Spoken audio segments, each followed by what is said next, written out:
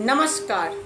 आज का मेरा वीडियो उन तमाम महिलाओं, आज मैं एक कविता लाई हूँ, कविता बोलूँगी, लेकिन ये कविता मैं महिलाओं पे आधारित लाई हूँ कि जिस तरीके से महिलाओं के साथ दरिंदगी फैली हुई है, चाहे वो महिला का खुद का चॉइस ही क्यों ना हो।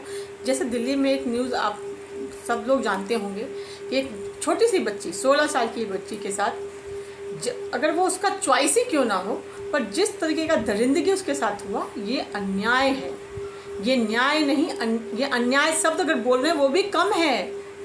वो ये मौत डिजर्व नहीं करती थी कि एक मरे हुए इंसान को भी उसके अस्तित्व को मिटाने के लिए जिस तरीके का एक यंग लोग, जिस तरीके का उसका नैतिक क्षरण हुआ है, ये गलत हो रहा है। कानून नहीं रोक पाएगा। कहीं ना कहीं समाज अपने जगह पे पिछड़ रहा है। आज हमें अपने परिवार में अपने बच्चों को क्या सिखा रहे हैं? अगर वो सही चयन नहीं कर पा रहे, सही और गलत में फ़र्क नहीं कर पा रहे, और उसके बाद उसके साथ ये घटना घट रही है, तो कहीं ना कहीं हमारी गलती है, समाज की गलती है। तो आप अपने बच्चों को जो ज्ञान हम बांटते आ रहे थे, ज्ञान धर्म की बातें करना गलत नहीं है।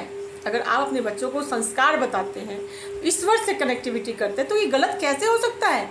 हमारे गुरु बुद्धू नहीं थे जो आपको आर्थिक और आपको धर्म से जोड़ने के काम करते थे, ताकि अगर आपका शारीरिक आवश्यकता पूरी हो जाए तो आप धर्म से जुड़े रहे, ताकि आप पशु ना बन जाएं।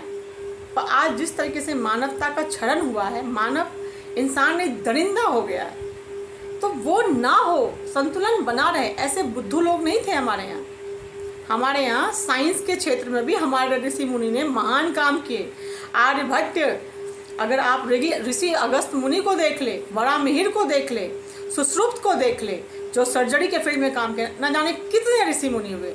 तो ये बात करना गलत है कि भारत ने साइंस के फील्ड में कुछ नहीं किया, तो भारत परलोक की बात करता है। भारत जानता था कि जब आपकी शारीरिक आवश्यकता पूरी हो जाएगी तो आप राक्षसों में, वैम्प में तब्दील ना हो जाए, तो इससे आपका नैतिक उत्थान भी होना जरूरी है।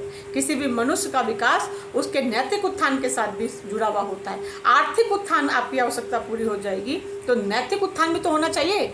16 साल की बच्ची के साथ 23 बार चाकू से मारकर उसके शकल को बिगाड़ने के लिए एक मरी हुई लड़की को ईंट से प्रहार किया जाता है। इसको धर्म का एंगल ना दे। कहीं ना कहीं नैतिक क्षरण हुआ है हमारे समाज का।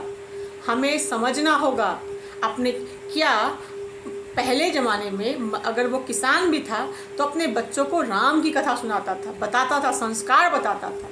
तो ये स्कूलों में थोड़ी मिलेगा। महंगे महंगे स्कूल में अगर आप नहीं भेज पाएंगे तो क्या आपके बच्चे ये नहीं सीखेंगे? ये क्यों बंद कर दिए हैं हम सिखाना? बहुत ज़रूरी है समाज को। आज उसी पर मैं महिलाओं के शोषण पर कुछ कविता की कुछ पंक्ति लाई हूँ, जिसमें चाहे वो मेरे साथ क्यों ना हुआ हो या किसी के साथ क्यों ना हुआ हो, उस पर मेरी कुछ कविता की पंक्ति है। गौर फरमाइए।